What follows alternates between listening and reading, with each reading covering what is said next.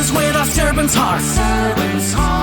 Welcome to the podcast. Inspiration, motivation takes. Listen to the podcast. We're all about to talk about life. Our guests will share their life story. We want you to success in life and business. We're ready and we will start shortly. We're gonna talk about life. We're going to speak on business. You're gonna shine bright. We are going to witness. Business with a servant's heart. With hosts Steve Ramona and Ray. Inspiration, education talks. Listen to the podcast. Steve Ramona.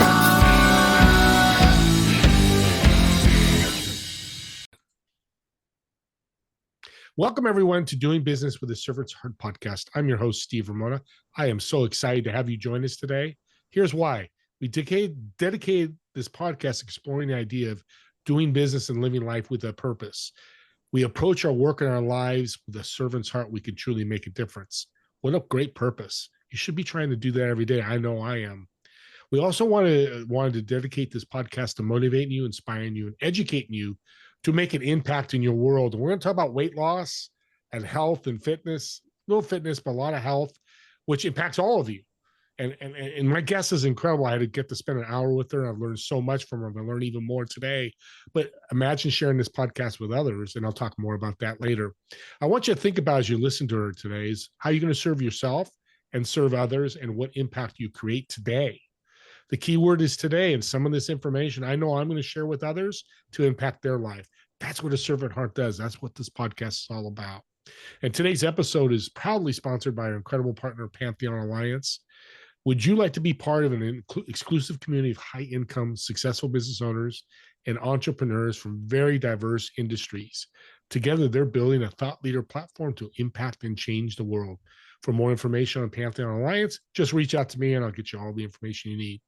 With that being said, weight loss and health is an impact today. We know mental health's all over the place, but you know what's missing is obesity. It's not talked about because we're so focused on mental. And I get that because COVID brought on some overweight people. And I'm one of those that have to lose weight because what did we do? We sat home and ate, did crazy things. So I'm excited to have my guest today because we're going to learn all about this and how to better your world and other people's worlds. Emma, welcome to the show. Thanks, Steve. Delighted to be here. And you're in right now, what country? I'm in Ireland.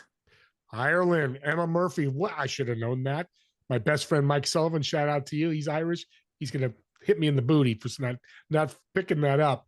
And you're I might be related to him. My maiden name is Sullivan. Oh, is it really? Well, we'll have to talk about that later. Mike, I'll reach out. I'll find out.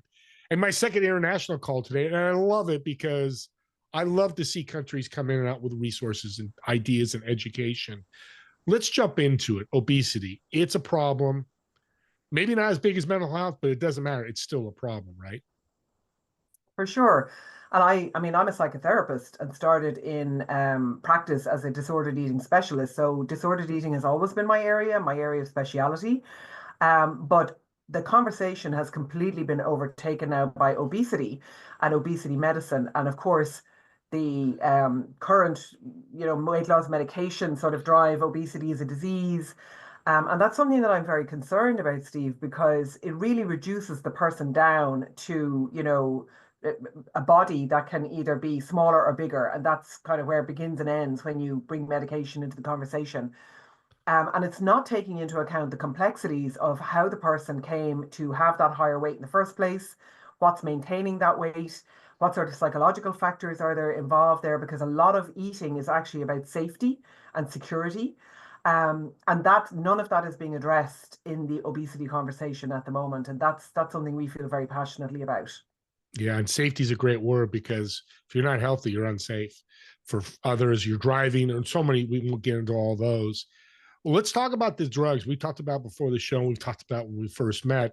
I mean, Ozempic, we see that commercial millions of times, and it's funny with those commercials at the bottom. And by the way, you could have a heart attack, you have headaches, and you could lose your leg. I don't know if that's the case, but they're horrific symptoms. Talk about what you're finding out with drugs and weight loss. Well, I mean, what's really concerning is that the conversation has turned to, doctors used to treat people for type 2 diabetes or for a heart condition or for blood pressure or, lots of other gut issues, whatever it was. And now everything is being blamed on obesity and higher weight. And the message is if you tackle the weight, everything else will sort itself out and disappear. And that is not the case at all. People are complex. The way they live is complex. We all have different lifestyles. We all have different schedules. We all have different demands, and we all have different backgrounds. And that's again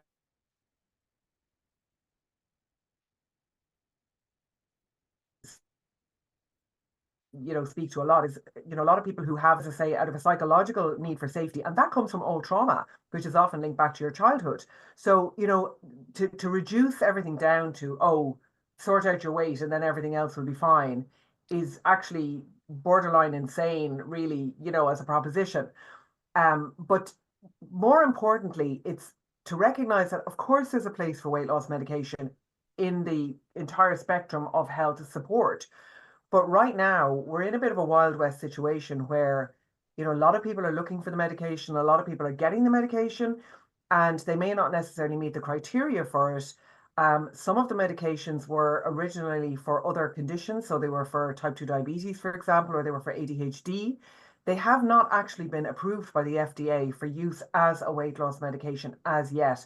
So there's a lot of gray areas around the whole area of taking medication for weight loss that have not yet been resolved. And I think there's going to be a massive resettling of that entire area over the next 2 or 3 years. And honestly, it wouldn't surprise me if there was a Netflix documentary at the end of it, because we are seeing people who are having quite serious side effects to these medications, and they don't suit everybody. But at the moment, they are being seen as the miracle cure, and everybody should take them, and then everybody will be fine. We'll all be healthy. No one will ever have a heart attack. No one will ever have type 2 diabetes, and all will be well with the world. Yeah. Really? No, it's because it's getting worse before it's getting better. I don't like gray as a color. Now you just remind me why I don't like gray, because I don't want to be in the gray at all. And Zac Efron on Netflix is interesting. It has a documentary about good food. He goes around the country, and one of those is the Blue Zone in Italy. And that, I think of you, and you know all about that. But it's interesting, talking to a 101-year-old man that walks up and down stairs. Doesn't do a lot of fitness, but he drinks wine, drinks a glass of wine every day and all that. But I want to dive into trauma, because I said mental health, but I just realized this is your mental health as well, besides being obese. Yeah. Talk about that. So there's two very, very different sides to mental health when it comes to the size of your body. First of all, as I say, a lot of clients who struggle with unhelpful eating, emotional eating and binge eating, and that's really what we deal with, emotional eating and binge eating disorder. And that is on a spectrum. Everybody eats for emotional reasons. We all eat for emotional reasons. I eat emotionally, you eat emotionally, everybody does it. The difference is that I don't feel guilt or shame or disgust at myself after I've, eaten a family sized bag of chips and had half a bottle of red wine on a Saturday night. Like I know what I'm doing, but I'm not feeling disgusted with myself. I don't have any self-hatred around it. So that's, normal, if you like, emotional eating. Clients who have binge eating disorder have very often experienced an adverse childhood experience, or ACE as they're known. They've suffered some kind of trauma. Very often somebody grew up in a dysfunctional household. It might have been with a parent who was an alcoholic, a parent who had a mental health illness, a parent who had a physical illness. But there was competing demands in the family. Maybe the parents weren't as available to the children as they normally would have been if this hadn't been going on. And our client, the client with emotional eating and binge eating disorder, has a very distinct personality type, Steve, which is really interesting. It's very stable across clients.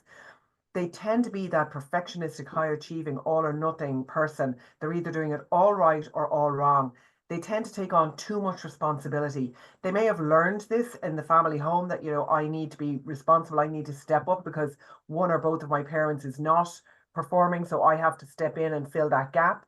They may have been given responsibility for younger children.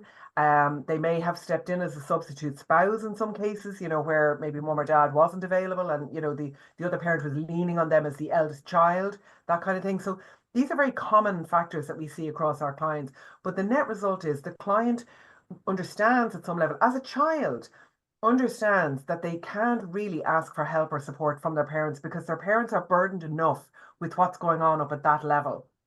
And so our child learns how to self-regulate or self-soothe with food. So that's the beginning of binge eating disorder. The second piece to that then is that the person is growing up without that emotional development support that they should be getting from their parents. So they miss a piece of their emotional development where they're able to regulate their own emotions. And in fact, they were quite often punished for having emotions. So if you expressed anger, if you kind of, threw a tantrum, or, even if you were too rambunctious or happy, or, kind of fooling around with your brothers and sisters and, kind of creating noise and mess, none of that might have been tolerated in the house. So you are taught to put a lid on your emotions and not be too extreme at either end of the scale. So they tend to walk that very narrow line. But then, of course, their feelings are just building up and up and up inside. And the overeating or the emotional eating pressure valve release. It's a way of them being able to dopamine. So we get that dopamine, that pleasure hit from the sugar, the fat, the salt. And that's all very complex because although I can explain to you at a brain level, this is about dopamine, this is about, cortisol, you understand that, to actually dig into that experience that that child had. Also, they may be carrying some fault or blame. They may believe that it was their fault that dad was always angry, or it was their fault that mom, was always in bed or couldn't cope. Um, there's a lot to unpack there. And so our program and the program that we deliver is designed to help people both separate their food from their feelings so they're no longer relying on food as that emotional self-regulation strategy, that safety strategy, but also to separate their past from their present so that they're actually able to move on with their lives free of the legacy of what happened in the past. And that's very possible and it's very doable. And I'm not saying it's easy, it's not, it is what we call it, the work. When you're in therapy, you're doing work, and it is work. But it's so worth it in terms of the freedom that you can gain in your life, in your mind, in your heart, for yourself and the other people around you when you actually choose to do that work. And when you do the work, the need to rely on food disappears. What's the philosophy behind the Eating Freely program? The philosophy around Eating Freely program is teaching people to understand that whatever happened in the past was not their fault, that they do deserve to take care of themselves, and that when they take care of themselves and choose to nourish instead of punish themselves with food and in other areas of their lives, that's the transformational change that changes everything. Nourish is a key word there. It's what we should be doing, which is why we have all these diseases, especially in America. I know international's got its issues, but not like here in America. I know that's why a lot of your clients are here. I worked in a health club industry with my family for 20 years. And, I used to hear, and I did it myself. And sometimes I do, it's like, I eat a big burger or fries and eat bad. And I'll go run the treadmill for an hour. It just doesn't work. Talk about the fitness, the correlation between fitness and your program. So we would always believe that exercise is beneficial, obviously, for your health, for your well-being, for your stress management, all of that. Exercise should never actually be tied to weight loss. Because again, with our perfectionistic, high-achieving, all-or-nothing client, if they say, I need to go to the gym 5 times every week, or I need to run, 4 times a week, or whatever it is, and setting these rules and standards for themselves, the first time that they don't go, they have failed. And so that can write off the rest of the week, even the rest of the month, sometimes the rest of the year. I mean, we're coming up to November now, and, we're going to have people going, I'll start again in January. So that, the next 2 months are going to be a write-off. And actually, we have a 7-day challenge coming up on the 11th of November, 7 days of eating freely at Christmas, where we actually help people navigate their way through all of the different triggers and stresses that you have around the festive season, from Thanksgiving right through to Christmas. And a lot of that is to do with the family. But it's also around going out and socializing and eating. And also taking care of yourself. And that it does very much include taking exercise. However, when it's tied to weight loss, that's when it stops working. It always has to be tied to, like that self-care. If I go out for a walk with my dogs in the morning, if I prioritize going out walking with the dogs down by the sea in the morning, that's self-care. That's not me going to walk off my breakfast. And Yep. if you sit down and you have a burger and fries with your friends, if you're out for the night, you have a burger and fries and 3 beers and whatever it is, great. But then don't go to the gym for an hour the next day to run on the treadmill and try and work off 2,000 calories. Go because it's going to make you feel better. It's going to re-energize you. It's going to help you, okay, sweat out the toxins, yes, and then go for a sauna and then go home and have a nap. Yeah. Again, it's always bringing it back to self-care, and exercise can often be seen, and I'm sure you know this, Steve, from the industry. it can often be seen as part of the punishment. So again, nourishing versus punishing. Pushing myself to run an hour and a half when I actually maybe have an injury, or making myself go to the gym, that fifth day in the week when I'm actually absolutely exhausted and I'm probably doing myself more harm than good, and I'm certainly not producing any endorphins. All I'm doing is making sure I have to go to bed an hour earlier than I was going to already. So self-care and it's a word that's bandied around a lot, but actually authentic self-care isn't about bubble baths and foot massages. It's actually really authentically tapping into yourself and doing the right thing for yourself at the right time, in a way that is always nourishing and not punishing. And it sounds so simple, but it's actually a really profound and quite difficult way to live your life until you actually are doing it organically and naturally. Yeah, and it's awareness too, because that's a big part of this. And I love your designation between fitness and eating. There's two separate benefits. They're not a combined benefit. I've never heard that, which is really powerful because, yeah, I've had many 20 years of guys saying, hey, and they'll go, and I love this, they'll go work out. The next door is a restaurant, and every day they go have it. It was a very American gravies and food and all that, and go, I'm not losing weight. It's been 6 months. Well, you're doing both, you gotta be careful. So I know people listening, because I've heard this from many people. Okay, what do I do when I do go there, have that huge meal? I have Thanksgiving and I do that big meal. Mentally and physically, what do I need to do next after it's done?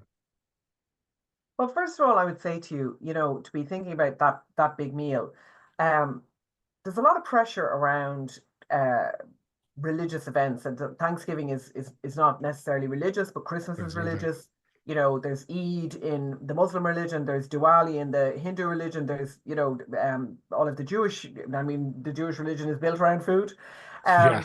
So we tie a lot of food into celebration, but we also tie a lot of guilt and a lot of pressure into food when it comes to the family. So your mother, your mom slaved away for a week getting ready for this meal, and the table is groaning with food. But actually being able to manage that is important for people who do struggle with emotional eating and binge eating disorder. So for example, starving yourself all the day before and not having anything to eat until the dinner in the evening is not a great idea, because then of course you're going to overload and eat too much, and then you're going to feel really uncomfortable and really bloated, and you're probably still going to push yourself eating way past the point of fullness, because that's what binge eating is.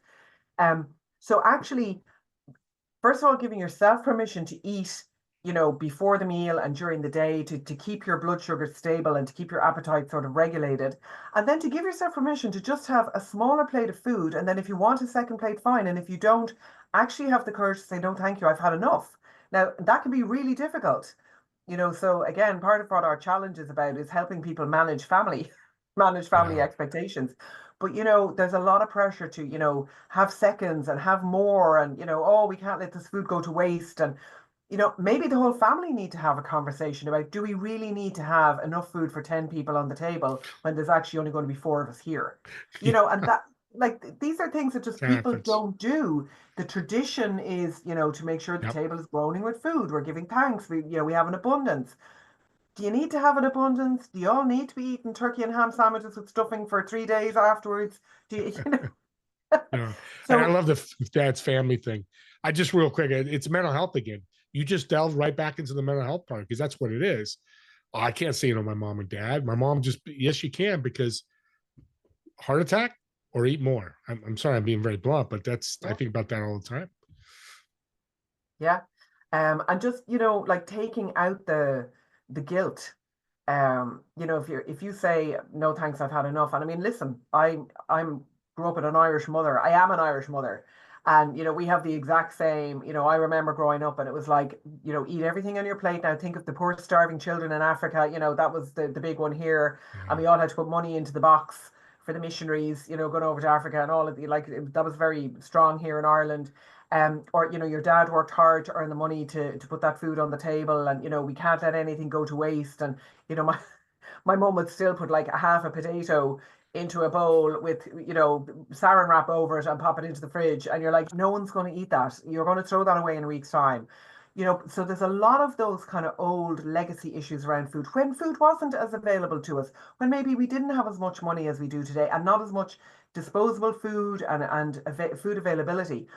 In the Western world, we have far more food than we'll ever need in the supermarkets, and it's available to us 24/7. We can have it delivered to the door, we can go and collect it, So we probably have to rethink our whole entire ecosystem around food and our family messages and values around food, and maybe have one or two difficult conversations, or helpings of dinner on Thanksgiving. I'm going to eat before I come. I just want to eat a small plate of food. I don't want to be put under pressure. And is that okay? And Yeah. maybe also speaking to the person who's cooking and saying, maybe don't make 5 different types of vegetable and 3 types of stuffing and 2 pies. Yeah, that's the extra. It's the abundance is the problem. We're coming to the end. Let's talk about some positive. Not that this wasn't positive, it's a very important subject, but tell us the success story of a client you work with. Oh, wow. So I had a client years ago, and I worked with her for nearly 3 years on and off. So came in quite intensively at the beginning, and then kind of checked in with me kind of, for once a month or whatever for a while after that, and then, went out longer. And when she first came to me, she was engaged to be married, and herself and her partner were hoping to have a family, but she found it very difficult to even let him see her naked, never mind have an intimate relationship, because she had such bad body image issues, and she was secretly binging. He didn't know about it. There's a lot of secrecy and shame around food, when people do use food as their emotional regulator. So we worked together on that for a long time. His mother was an issue. She was quite overbearing, and she found it very difficult to go down to her in-laws' home. So we actually did an exercise. We did a couple of good exercises. One was the negative critical voice in her head. So we really worked on separating that out, and making it something separate to herself, and seeing it as somebody sitting on her shoulder, kind of whispering in her ear. And then she was able to kind of say, don't speak to me like that. Or when you're able to separate that voice out, actually, that makes a big difference to people, because they're able to say, just because that thought came into my head doesn't mean it's true. And so being able to separate that out and see it as separate. So she actually came up with an image of, it was actually her mother-in-law sitting on her kind of, speaking into her ear, and she'd kind of tell her to, get off her shoulder and stop talking to her. She used some colorful language, but I'm not going to do that here. Yeah. Get off. So that was one thing that we worked on. The second thing that we worked on was when she was going down to her in-laws, and actually this is a very helpful strategy for anybody who has somebody in their life who's quite overbearing and maybe manipulative. And around Christmas as well, we're going to spend time with our family, and if you've got that passive aggressive Uncle Jack or Auntie Mary, this is a great strategy.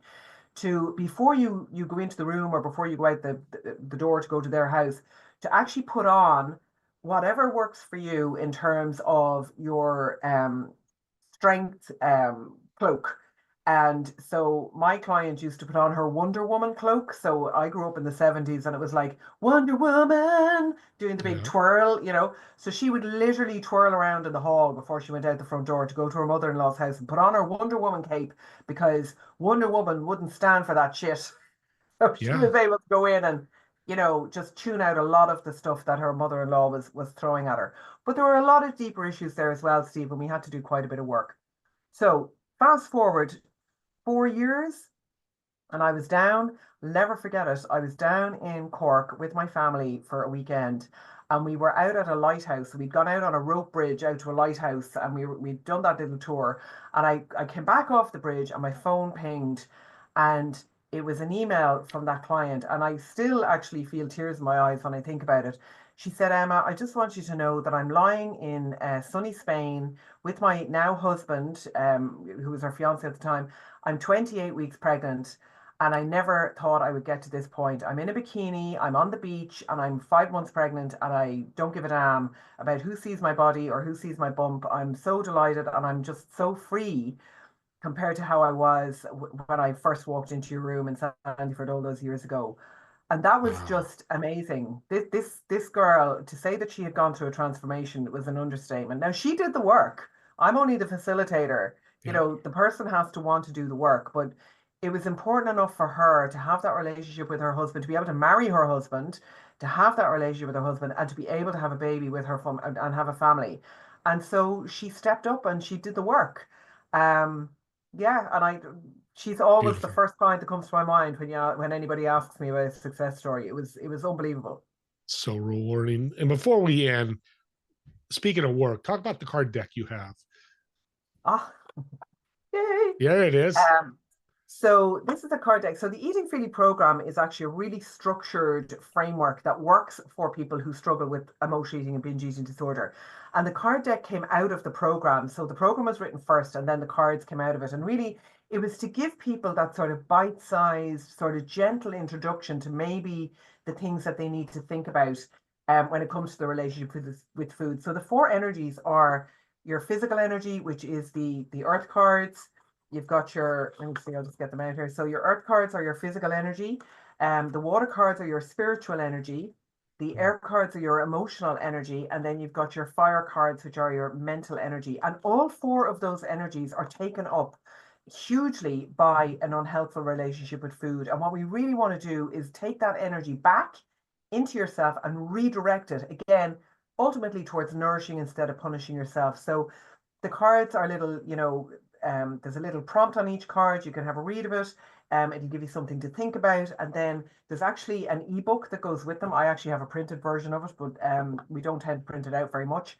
You get an ebook to go with them and giving you a deeper dive into what the card is all about, reflective questions to ask yourself and think about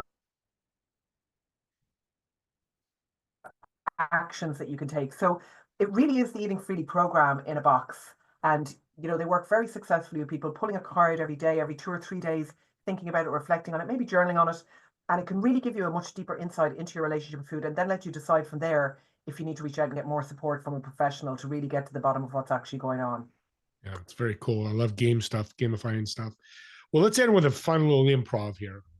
So you've got a restaurant, and let's use Cork, Ireland. You're in Cork. You've got a restaurant reservation of 4. You're obviously going to sit in one chair. In the other 3 chairs, dead or alive, who would you invite? Why would they be invited? And what food would you order? I definitely was Indian in a previous life. So it would be an Indian restaurant. Nice. Yeah, and I would be ordering, I would order something like a thali, which would give me a lot of different dishes that I can, and it's like an Indian tapas, lots of bits and pieces.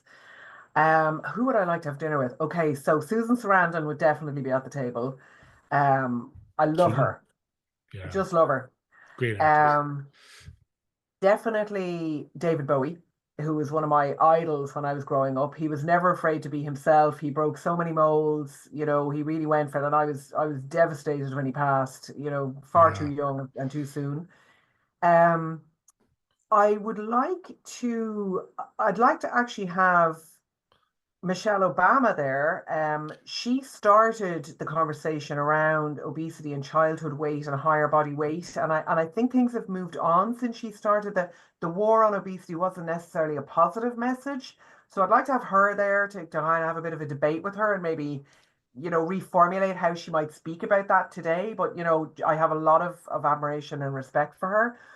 And then the fourth one, I think would have to be my daughter because she's an absolute superstar. And There you go. if I was going to sit at that table with those 3 cool folks, I'd want her to be there as well to meet them all. Little family member, just to prove you were there. My mom was there, besides other things. That's so great. That's so awesome. This has been an incredible show. I thank you so much. I know the audience listening wants to maybe reach out or support you. How can they do that? So our website there is eatingfreely.com. I'm on LinkedIn, Emma Murphy Psychotherapist. And yeah, with the Eating Freely program on Instagram, on TikTok, and on Facebook. So we're pretty easy to find if you Google us. And I'm more than happy to hear from anybody at any time. We do have a network of professionals all around the world. We have trained professionals in 10 countries. And we offer all sorts of supports, from online group support to one-to-one support with a practitioner in person. So whatever you're ready for right now, or whatever you can afford, from the deck of cards right up to working one-to-one with somebody, we can offer you some help and support. And I'm always happy to hear from anybody. I do my business, I do every day. I wake up with a servant's heart. Steve, I will answer an email.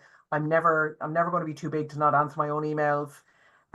So if anybody needs to contact me, it's emma@eatingfreely.com, and I'd be very happy to hear from them and help them in any way that I can. That's awesome. And she is a true servant's heart in an industry that needs a lot of help because there's so much conflicting stuff and so forth. Audience, the other thing is subscribe to the YouTube channel. You have access to Emma and other great shows, but more importantly, that you have access to Emma's show you can share with others. This is a servant's heart podcast. What a better way to make an impact in somebody's world going, hey, you've been talking about your weight. You've been talking about your health. Here, let me show you Emma's. I saw Emma's podcast and share the link with them. What a great gift you give somebody. And maybe it resonates and they reach out to Emma or her team or gets a deck of cards. You know what? You've impacted somebody. So that's a great way of doing that. And as always, leave some comments. If it's a comment for Emma, I'll get it to her. If it's a critique to the podcast. For me and Emma, it's all about you, the audience. As I said, educate, motivate, and inspire. We hope to do that. If there's something I can do better, I would love to do that. And with that being said, me and Emma want to thank you so much for watching or listening to this podcast. And we'll see you on the next episode of Doing Business with a Servant's Heart. Have a great day, everyone, or night if you're in Ireland, like Emma. Talk to you later. Thank you so much, Steve.